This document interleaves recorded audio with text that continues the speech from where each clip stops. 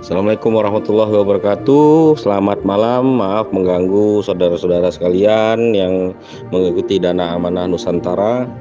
Jadi malam ini CTC ingin melanjutkan tesis saya untuk membongkar segala kebusukan Agus Santoso, ya, yang selama ini saya telusuri benar-benar hingga akhirnya mendapatkan sebuah kejelasan, karena memang penelusuran ini membutuhkan tenaga, biaya, waktu, dan segala macamnya yang sifatnya mendukung dalam membuka tabir, ya, kejelasan program-program dana amanah. Dan mungkin jawaban ini juga mewakili dari dana amanah-amanah yang lain yang mungkin bisa dikategorikan selama ini berjanji-janji namun tiada realisasi.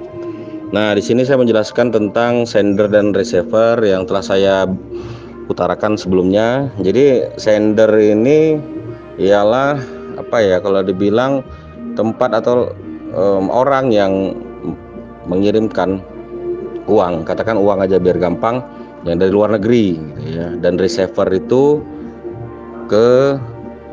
bukan ke dalam negeri tapi di global, misalnya di Asia gitu kan.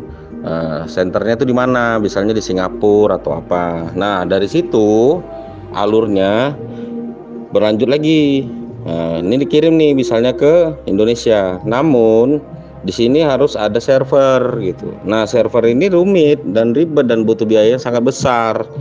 Jadi pilihannya itu ada dua. Apakah ini server pribadi? Contohnya misalnya nih yang dikatakan Ratu Adil tuh, nih dia istrinya gendut. Misalnya dia masuk ke dia yang pribadi itu yang punya server. Itu dengan catatan harus ada keikutsertaannya atau berafiliasi dalam Swift On, atau dikatakan nilainya anggota Swift On enggak gitu. Nah, kalau kita memakai jasa Swift On itu misalnya afiliasi, itu nggak main-main. Artinya jasanya itu akan dibayarkan harus di depan ya, bukan di belakang. Jadi sebelum saya di landingkan ke situ harus dibayar dulu tuh sesuai dengan uang yang akan diterima gitu. Misalnya berapa? Misalnya yang dia bilang tuh 1000 T gitu. Lah, berarti 150 T mereka harus bayar di depan gitu. Nah, apalagi kata yang kita lihat tuh sampai 50.000 T, 100.000 T. Nah, bayangkan aja kalau 15%, berarti kan 15.000 triliun. Kalau 100.000 T, masuk akal nggak gitu loh. Ini kan akal-akalan gendut, jadi nggak masuk akal gitu loh. Karena memang goblok, manusia babi, bajingan, biadab, kuntilanak, gundurwo sama dia tuh. Nah, tiap hari makan uang haram, tiap hari ditipunya jutaan manusia. Tinggal kita tonton aja lah di neraka dia nanti jadi kerak-keraknya. Amin kan gitu, biar senang saya.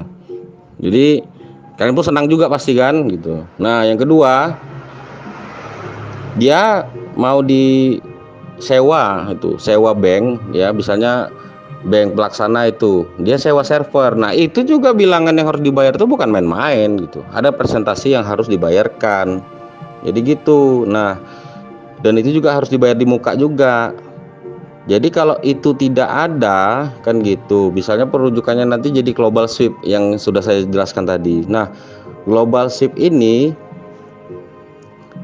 itu bisa dikatakan nanti jadinya money laundry kalau nggak diurus bener-bener gitu. Kira-kira gitulah. Saya nggak mau juga nguliahkan bener-bener kan, ya pasti nggak seluruhnya karena saya nggak dibayar sama peserta gitu aja. Nah, setelah itu ini dia kalau money laundry nih, money laundry sudahlah karena pengawasannya langsung PPATK. Selanjutnya dalam rangkaiannya itu nanti juga dipertanyakan gitu. Harus ada proposal nih dalam penggunaan atau penghibaan yang diterima oleh para anggota gitu loh. Ini harus mereka akan teliti nih. Ini harus apa, untuk apa nih landingnya? Apakah untuk usaha atau hanya sekedar hibah? Nah, ini pasti jadi masalah gitu loh. Jadi memang kita ya memang harus apa ya, memahamin sistem yang berlaku di kolateral gitu loh. Jadi tidak sembarangan gitu. Nah, setelah itu kalau memang lulus barulah menjadi cash liquid. Cash liquid. Jadi maksud cash liquid ini secara sederhananya ini apa ya, dasar untuk bisa jadi printing money gitu atau pencetakan uang gitu. Nah, kalau dia cash liquid, oke lah dia aman. Nah, setelah itu ada yang namanya cash fund credit. Artinya penerima ini berhutang. Jadi kalau kalian terima berarti kalian berhutang gitu loh.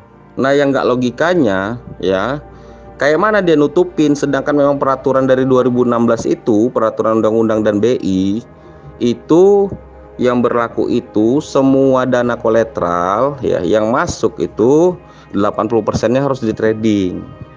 20%-nya baru bisa diterima cash sama si penerima. Nah, itulah yang mungkin dibilang dibagi-bagikan. Jadi harap maklum, kalau kalian mau percaya saya atau tidak terserah, cuman buktikan aja omongan saya. Buktikan bukan dengan apa, bukan dengan berhayal, bertanya-tanya segala macam. Apalagi kalian bilang-bilang saya nggak bisa buktikan segala macam, kentut sama kalian. Yang buka program siapa, yang selama ini yang bohongi siapa, kan gitu. Jadi udah dibantu dijelaskan, seharusnya terima kasih, jangan banyak tapi kenapa, kadang-kadang peserta nih jengkelin juga, cuman ya udahlah, nggak apa-apa lah, awal lahir batin aja kan, walaupun getun kadang-kadang. Nah, itulah yang bisa saya sampaikan gitu. Kalau jelas-jelas sekali Pak ya, kuliahnya mahal nih sampai ke Amerika kan gitu. Jadi malam-malam ini saya memang tergugah untuk menjelaskan ini, walaupun ya kurang-kurang jelas, nggak apa-apa lah, nanti kalau jelas sekali pintar semua ya kan.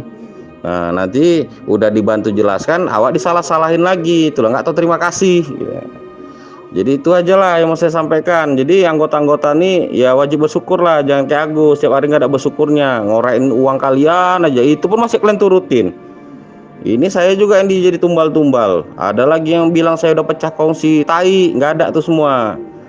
Ya, jadi jangan fitnah-fitnah gitu. Udah gitu ada yang bilang kenapa baru sekarang hadir, mau semau bapak kau aja kayak gitu. Nah, siapa suruh kalian dari 2014 ngikutin orang itu kan gitu. Macam awak nggak ada kerjaan aja kalian buat kan gitu. Cuman namanya udah di ujung kayak gini luar biasa, kalian yang puluhan ribu anggota cuman bisa diam. Cuma satu orang kecoa nggak bisa kalian lawan, kan percuma. Seharusnya pertanyaan di kalian, kenapa kalian diam, kenapa kalian itu selama ini nggak mau cari tahu. Masa saya bukan anggota, nggak digaji, nggak dibayar sama kalian, saya cari tahu untuk kalian, itu pun kalian nyalahkan. Memang lah kayak gitu. Kalau orang Medan bilang bodat, itulah bodat. Bela saya merepet-merepet sama kalian, karena bukan apa, udah dikasih tahu, bukannya jadi bahan dasar untuk mengusut Agus, untuk menuntut Agus, mencari fakta kebenaran. Kalau memang tidak benar, adili dia dengan hukum negara. Ini bukannya, ini malah nyalahin Ramulo Mangkurajo. Ini kurang ajar namanya. Jadi itu aja yang mau saya sampaikan. Mimpi indah lah kalian dengan janji-janji Agus Santoso. Bagi yang masih mau melanjutkan, kita lihat aja besok cair apa enggak. Paling akan tetapi, dan akan tetapi. Itu aja lah ya. Itu aja mau saya sampaikan. Kalau omongan saya salah, ya terserahlah, saya nggak peduli juga kan gitu. Wabillahi taufiq wal hidayah. Wassalamualaikum warahmatullahi wabarakatuh.